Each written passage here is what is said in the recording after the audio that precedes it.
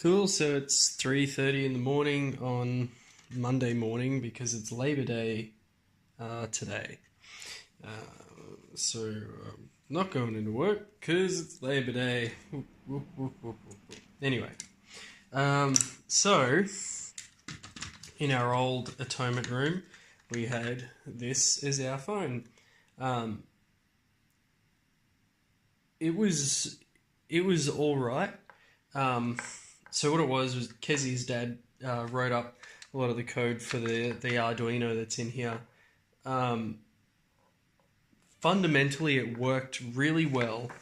The problem was when we put it into practice, we had lots of fluctuations in power and whatnot, and so sometimes the phone would be super quiet, sometimes it would be super loud, sometimes it wouldn't work at all. Like we had issues with it not sending messages and all sorts of stuff, right?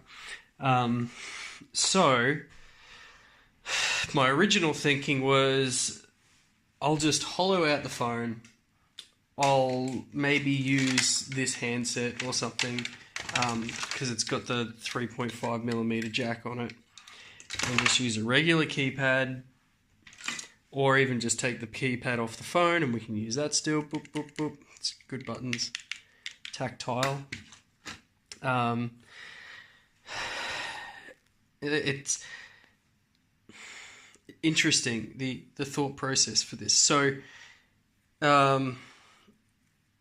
using just the fundamental two things, which would be an MP3 player and a keypad controller, ESP. So using one of these ESPs for the keypad, another one for the MP3 player, which is one of these. So it's interesting because it's overkill, right? It's two devices to run one thing. So I was thinking, okay, I'm trying not to write these little custom things in right now, like the little customized devices like phones, like chaser puzzles and things like that, because I wanted to keep it kind of strictly automation style, right? Good hair on my phone. But when I really thought about it, I kind of just have to combine MP3 player, keypad, and magnets and like the reed switch, because of when you hang the phone up, you hang our phone up on the hook, right? And so I don't actually have to write that much extra functionality. So I started tonight, a couple of hours ago, just implementing that. It's going all right. So basically, I have to define a new device type, and I've named it under a custom devices. So you're not going to even be able to read this at all. But yeah, so I've made a new folder called custom inside the repo, which is neat. So basically, if I turn this around, so pretty much this thing just goes through, I define a new keypad type. So the other keypad has more keys on it, so it's a 4x4 keypad, the one that we're actually used to. Focus. But this one is a 3x4 or 4x3, depending on, This one reads the rows before the columns, I believe, first. So, Anyway, so I've got to sort that out, which that's done. And basically, in the keypad, I've rewritten some of the keypad functionality, like not rewritten it, how it works, more just, so it's still going to work with the old way completely. The only difference is that I've added in an extra couple of functions and a couple of little checks, like Is the keypad active? Like, are we allowed to use the keypad? And by default, it's enabled. So that's the enable keypad process set to true by default. And so one of those things in here in the loop is if the hook switch is on, then we enable the keypad process. So I've just set a function basically to do that. Play the off hook tone, so it uses the MP3 library, and enable tones, which is a local variable here that I've sloppily put into these functions, saying basically if you take the phone off the hook, then you're able to dial buttons. Yeah, that's practically it. When you hang it up, so when it goes back through the loop, if that magnet is on, or on, I suppose, off, on, whatever, the other way, when you've hung up the phone, basically, I've got it to disable the keypad process, which sets all of the keys that you've pressed to nothing again. And then disables the tones. That's pretty much it. And then when it plays a tone, it just plays an MP3 file. Now, at the moment, these are hard-coded in these numbers, except for keypad pressed key, which is like if you press the number 1 on the keypad, I've got that character to turn into the integer that it needs to be, and it will play whichever file number that is on the SD card, which is neat. But the things that I'm not happy about at the moment is things like play the off hook tone. So when you take the phone off the hook, it's going to play number 97. If it's going to start calling someone, it's going to play number 96. So anyway, that's pretty much what I'm up to tonight, which is feeling good because I'm cracking back into the coding side of things. Starting to get a bit stagnant with it. So the room is just about ready to go. Tech-wise, like I've got all the things installed. Like I checked out all of the mag locks and stuff last night. Everything's solid, it's working. So I just have to make up a Raspberry Pi for it, which is in that heap of crap somewhere, and I'm good to go. Yeah. So it's almost 6 in the morning, and I'm going through and attempting to, is that going to work? Oh good, now you can't see anything else. Updating all the libraries. So the what's it called? The base ESP32 Arduino core for ESP32. This thing updated not long ago. Now there are some things with the ESP32 which are kind of interesting, little bits of stability that I would like lots of brownout detection and things like that. So it thinks that it's too low powered to boot its Wi-Fi up and things like that on startup. So you need to be very conscious of how well you power it. Once it's on and going, it's fine. But if you don't have the correct voltage at that startup instant, then it kind of chucks and wobbly. Which is fine, for all electronics, right? But I mean, you need the accurate power for it. But like when you're using extension cables, like extension USB leads that are 5 meters long and stuff, to get these ESPs hidden behind walls and that, it's not very convenient when those cables aren't the highest quality and you get these little mini power drops. But so what I've been doing is using Arduinos to smooth it out instead of just slamming a capacitor in there, and it's usually fine, but, don't have time for that. So I'm updating the core, and then updating the core, I'm also updating Painless Mesh. That's the mesh networking library that I'm using for the ESPs, which is cool.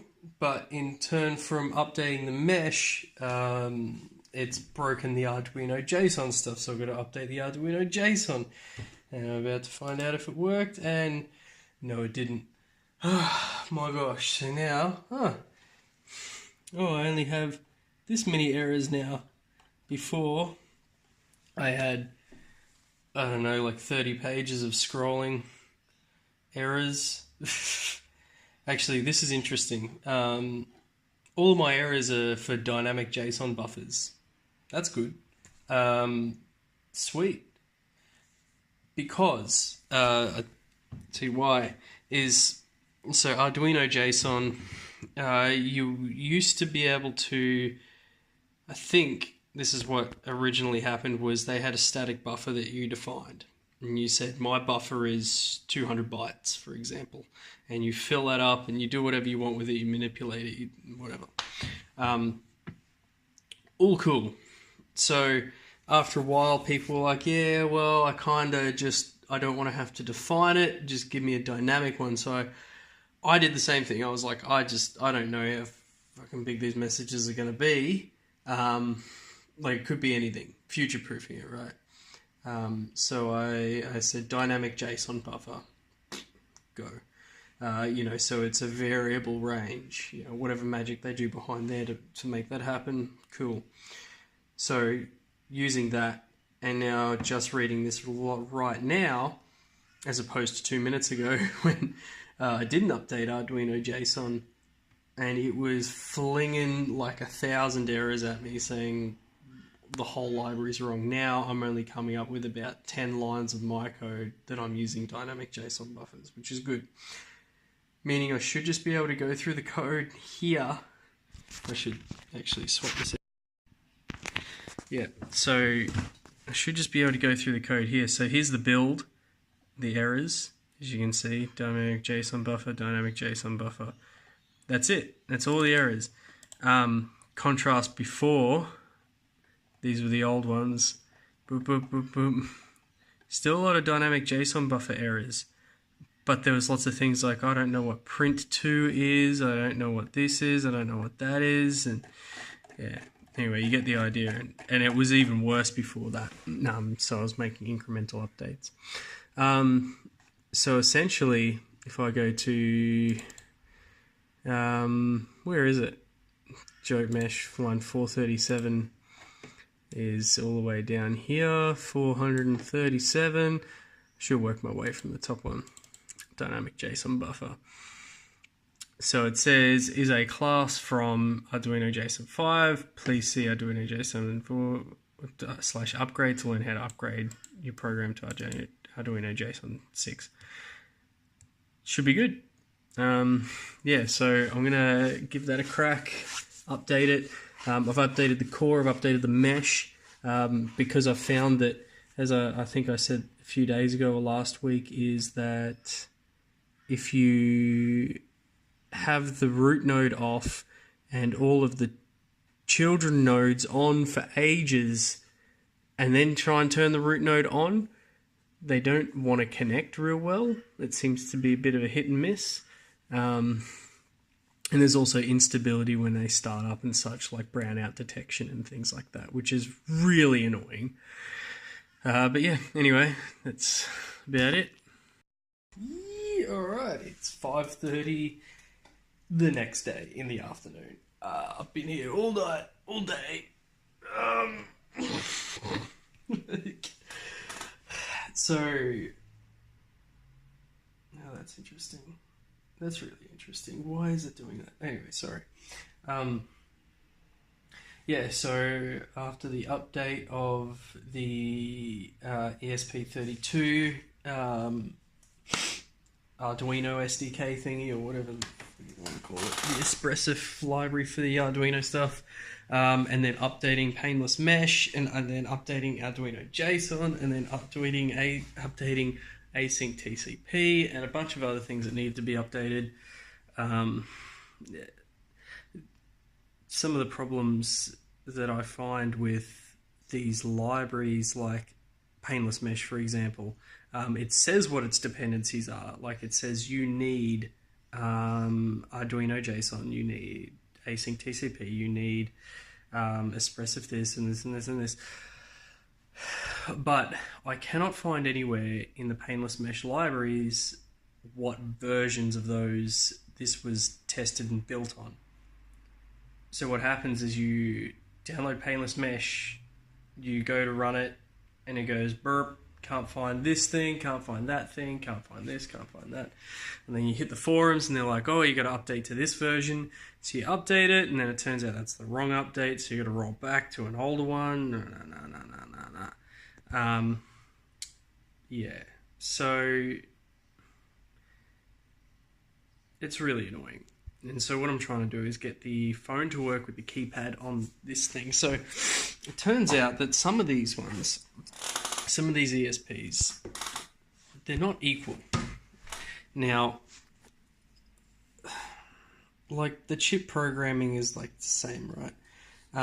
But you find that some of these versions don't have, like, they don't have the capacity to be able to read the keypad's the same as everyone else. Like, I have a suspicion it's the pull-up resistors that are causing me some hassles. Yeah, and just a few other things. Yeah, I don't know. Anyway, I'm fucking tired. I know I want to go home, but I've got to sort this shit out, and for whatever reason it's not finding the bridge. So what? I'll just reset that.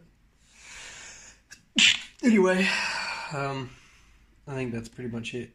I've nearly finished it. I'm just changing some logic around. It's very hard to debug this stuff. Like, yeah, you kind of have to do serial prints, which is very annoying. Anyway, I'm off. Gitch. Yep. Hey! Yep, so it's 11:30 at night on Friday night, the 10th of May.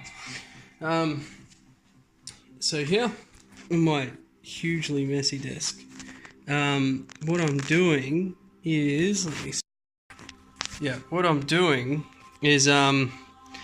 taking this phone apart. So, in Atonement, we had a phone. Cool. Now, that phone, Kezia's dad, Shane, he was really cool and put this whole thing together pretty much like overnight or something. It would have been, 8-9 months ago or something at least, with the Arduino, which is really cool. And so that whole thing integrated with the handset, so we had audio through the handset. I should probably zoom out a bit, yeah. Audio through the handset, audio through the speaker that's in here, and had use of this thing here. Also typing in the keypad.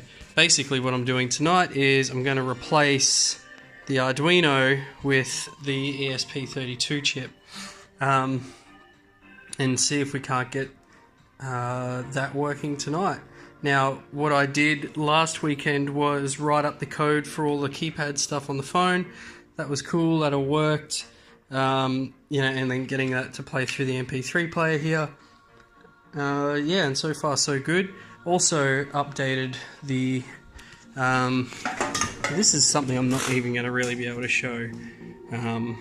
But I'll swap it around anyway. So... I updated the ESP32 library. What the heck? Got emails. ESP32 libraries for Arduino, which was cool. That came with a bunch of bunch of issues because obviously painless mesh didn't want to work after that. So I updated painless mesh, and painless mesh didn't want to work with, like the new version of painless mesh didn't want to work with Arduino JSON version 5, which is what I had. So I had to update Arduino JSON to version 6, which was much easier than I thought it was going to be. It's basically a one-for-one swap. But there are a few little things that it does slightly different. Yeah, like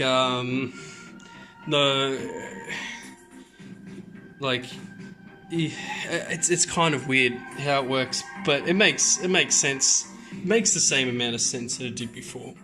So it's not like it's a huge leap in logic or anything. It's just a different way of doing things. Well, for my end anyway. I don't know about their end, their development stuff. It's crazy, right? So yeah, that's about it for all that stuff. Yeah, tonight going to get the phone sorted, and also looking at implementing over-the-air updates to the ESP framework. So if I have OTA, I can then update all of these ESP32 devices over the network, over the mesh. Now, Painless Mesh now has support for that.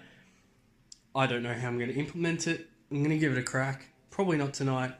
Maybe over the weekend, maybe next weekend, maybe weekend after. I know I said I finished wiring up the room, the atonement room. I did probably as much as I could the last couple of weeks. Just sort of had to wait on a few other things coming in. Little extra things that we wanted to add after the fact, after we looked at it and said, we probably need something different now, you know. Yeah, so that's getting there. I still have to do up a Raspberry Pi for that room. That should be about it. Yeah. Yeah, anyway. Whew, alright, so fruits of the labour. Here's the phone. I don't know if you can... Where's the speaker? Anyway, so hang up. Oh. Cool.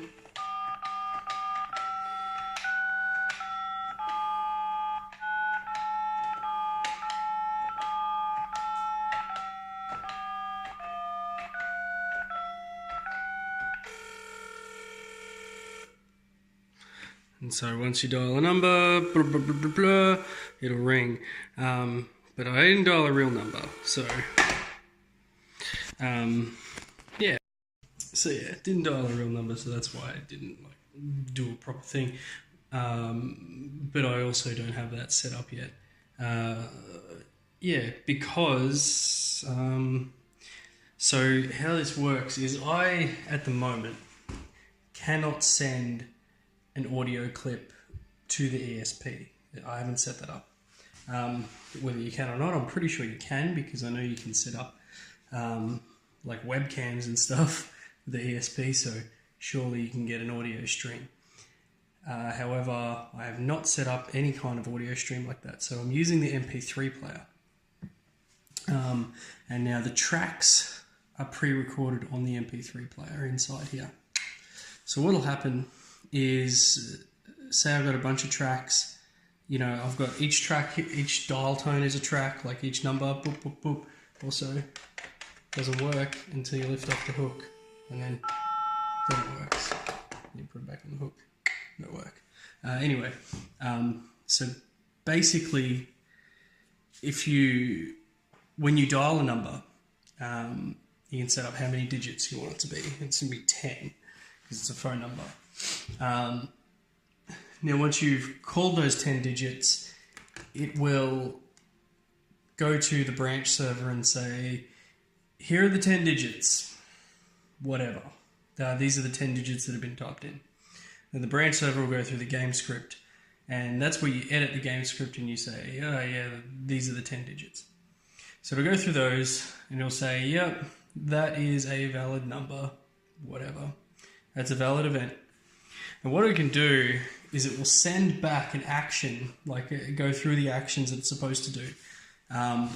it will send back the action to play the MP3 on here that's already on the SD card inside here to play whatever MP3 track you want. So it takes a lot of price setting up, but yeah, like basically you don't really have to recode anything. You can just change the MP3s on the SD card in here and change the code that you want it to be. That's about it. But yeah, so the phone thing is a custom design. It's the first custom one that I've got. Now, I've tried to keep the custom things like subsets of the other things. So, for example, like a base device type. Man, these lights are like flickering. If you can see them, whatever. Camera frame rates and whatnot. Oh yeah, there you go.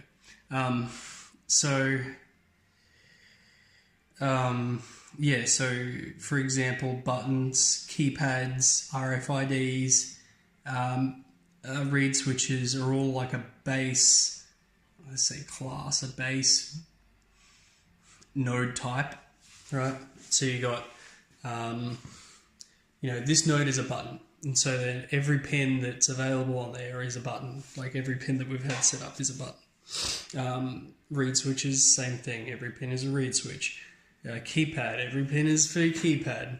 And there's a default buzzer on there as well. But what I'm trying to do is not muddy the waters too much. And so the phone... Oh, and there's also MP3s on there. There's a few other things. Anyway, so the phone thing, I didn't want to have to rewrite all the logic for a keypad, because that's got a keypad on it, or an MP3 player, or the the read switches. So essentially, this is a custom device type that I've got in a custom folder. And basically it says... make a make an instance of keypad, and then define the keys, like define the number of digits and such, and also make it accept events from keypad, MP3, and read switch. Now essentially, the read switch, I haven't got that to activate the entire read switch logic. Like to say, the phone's on the hook, the phone's off the hook, that kind of stuff. It's meh. So what I've got it to do is, say you instantiate phone, and the phone, when you instantiate it, it will initialize keypad, but a custom keypad with these specific keys on it, because these keypads are different. A custom keypad and an MP3, and then it will, in the loop, it'll process the MP3 and keypad loops. Yeah. So then when I send through actions and stuff, it can do the things for the MP3s and all sorts of stuff. Anyway, that's pretty much what I've been up to tonight. Oh, not tonight. I did that stuff last weekend, but I've just installed this phone, installed an RFID thing, and it just worked. It's awesome. Usually when this stuff works, clearly something's broken if it just works straight away, right? And so these are integrating nicely with the old version of the ESP Arduino library, which is interesting. I mean, it's not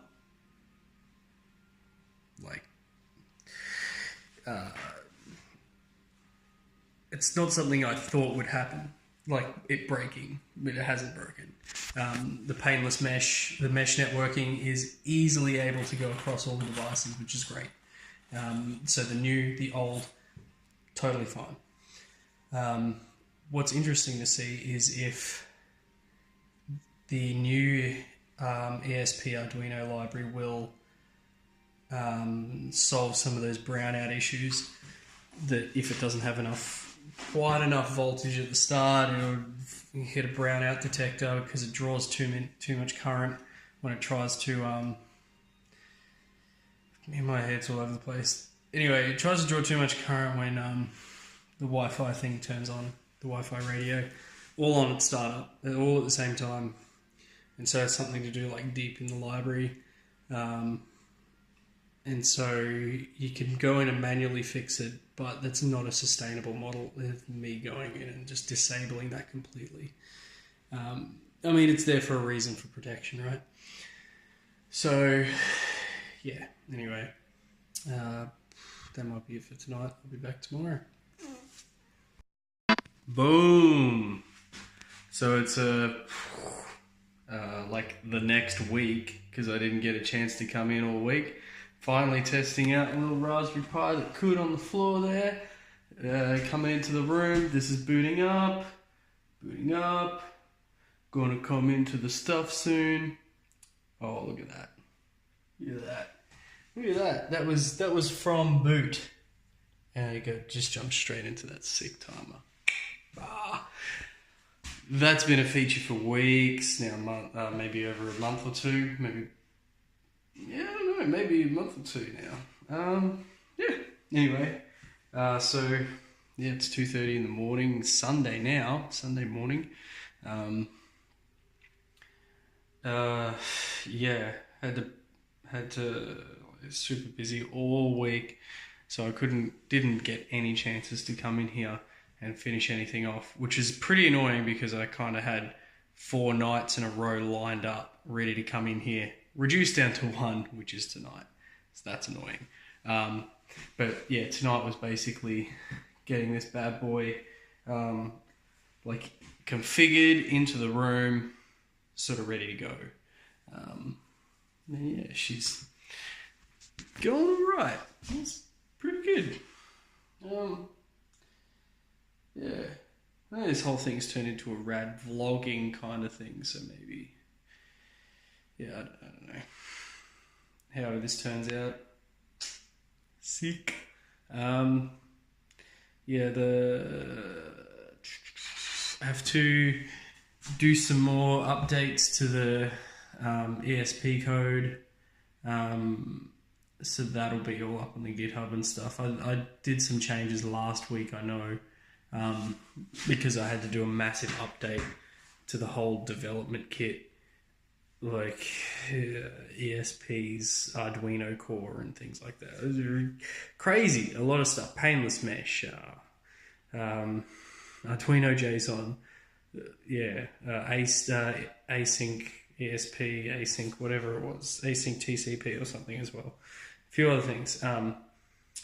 Yeah, so fixes to those. And they haven't been pushed into the other rooms yet, but that's soon to be done. I've got to fix the way the MP3 player takes actions at the moment.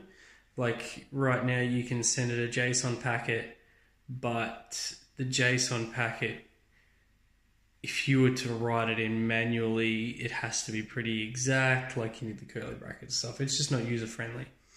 So I'm going to change that to you select a folder number and you say the file number. That's the way that it is, which is kind of annoying. In reality, I could, I don't know, maybe parse the letters on the things, but nah. Doesn't matter. Yeah, so yeah, tonight I'll just be getting this screen up, maybe get some sound off it, see if it'll make any noises, which it should, because the computer in there is making the noises of it, so that's no big deal. Yeah, and testing everything and make sure it all works, and that's about it. I think I'm going to do one more ESP up to make a button to start the game, and one that another ESP for ending it and stuff. I don't know. Anyway, doesn't matter. So this video that I'm going to probably edit now is going to include last week's stuff, because I think last week was just one video as well, so it's going to be slammed into 2. kind of annoying. These updates are getting few and far between. Doesn't matter. Kicking its ass, it's getting done. Oh, alright. So we've got a bunch of these cameras, right? These JOAT friggin' $35 eBay cameras. They're quite good. But, you know, as a budget camera, they come with not a lot of issues, a few issues. Once you got them to work and they're up and running, it's fine. This one had like a busted motor in it, and I'm like, oh man, that sucks. But they have like it's not a non-standard power port. It's like it's just a small one, like one of these guys here, you know. So just straight up 5-volt little port thingy. But I mean, I'm not going to go ahead and order like a bunch of them off eBay. Like in changing rooms and stuff so often, I've lost half of these cables that attach to these damn cameras. And it's annoying. So anyway, took the thing apart, and what I'm going to do is I found that the DuPont cords with a bit of coaxing actually fit quite nicely into the pin. It's in the DuPont thingies, but it does take a little bit of massaging to squeeze them into, but once they're in, they're sweet, right? Also, the Ethernet shield here and the SD card share a common ground, right? So if I connect, where's my finger, here and here, that's common ground to see how you got these four things. The two inner ones is the 5-volt input, the two outer are the ground ones. So the outer this one and the outer that one. I should just point to them with a screwdriver. So yeah, this one and this one is ground, and they both connect up to here, and the ground inside here. So what I'll be able to do without pulling these other cameras apart is hopefully just connect the wire to the outside shielding of this Ethernet and have that as the ground, because that'll be the direct 5-volt ground, right? Like straight up, like measuring the resistance between these. There's no resistance there. So what I'm going to do is I'm going to test it and see how I go with it actually powering up, because I'll still be able to register it like on the network and stuff. We just won't have a camera. So yeah, we'll see how that rolls. So I'm going to make my own damn connector, and because I've got like a bajillion Arduino Unos, I've got heaps of these cables lying around, right? Like they're the printer cables, the stupid big ass ones. And so I'm going to cut those open, still use a USB cord, because I got I can't see them anyway. I've got a bunch of USB extension leads that I'm going to use for these cameras. And that's about it. Okay.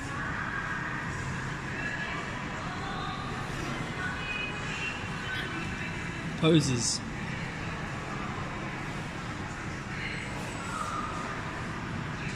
Yeah, perfect. Ooh, alright, so it's 10 o'clock at night on the 30th of May. Yeah, that's a bit better. We're in a sick clean office now. I still haven't put together those other videos. So they're all going to be in this video, which is earlier, which I don't edit my videos, so good luck with watching this one. And if it's me watching it, and nobody else is watching it, hey future me, how you doing? Hope that pimple here goes away. Yeah, hope you don't remember it. You probably do. So for the last couple of weeks, haven't really been here because we've been playing other escape rooms like in Melbourne and all these other things. So many things get in the way. I really just needed time to be here and finish this stuff, but it just hasn't been on the cards. I really could not be here. So this week, this is my second night here this week. I'm trying my hardest. I'm going to try and get 4 nights in this week to smash it all out. I've got the phone pretty well working, as much as I kind of want it to. Yeah, There's a few things here and there, but otherwise pretty good. Pretty good. Yeah. I'm trying to think what else. The room's got the Pi installed, it's got the monitor in there, letter screens, it's got all the other puzzles, everything's pretty well done. It's all pretty much done. I just need to do some more bits on the software side of things now. Like just a bit of cleanup, a bit of verification. I do have an issue where I'm turning on 5 relays at once, to lock a bunch of mag locks and things like that. And that seems to trip certain things. So, yeah, I'm not sure. Yeah. If that's something I should be probably focusing on right now or not. But anyway, I know I said like a month ago, oh, this is probably my last night wiring, or like the last couple of nights, and it would have been my last couple of nights if I didn't have to come back and forth, all this other crap. So, yeah. Anyway, it's pretty well done, and that's it. So, hopefully I get it more done tonight. Hopefully get some stuff and whatever. Getting some interest in the framework that this is being built on, that I'm building here. My honours thesis will be done on pretty much all of this, which is cool because I made it. I'm saying I invented it, but like I know it inside and out because I wrote everything about it and I've designed the whole thing and I know what works, I know what doesn't work, I know where it could be optimized and improved. But it's good because it also gives me the opportunity to continue working on this while working on my thesis. So there is that. Anyway, that's it for right now. I'll hopefully upload it soon. So it's 2:30 in the morning and screen's all working and stuff. Sound's working. Just testing out the door handle. Had to install a new one there. And I've locked myself in. So, to the best of my knowledge, my exit door works. So, I'm gonna have to figure a bunch of stuff out.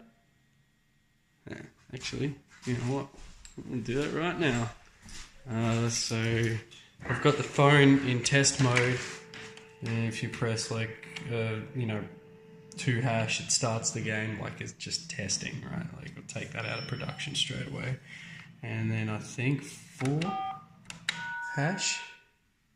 Yeah, there we go, ends the game. Ta-da! That should be it, I think. There we go. I'm free. Oops. Yeah, but yeah, anyway. Testing the door locking and locked myself in. Yay. Solid, thick.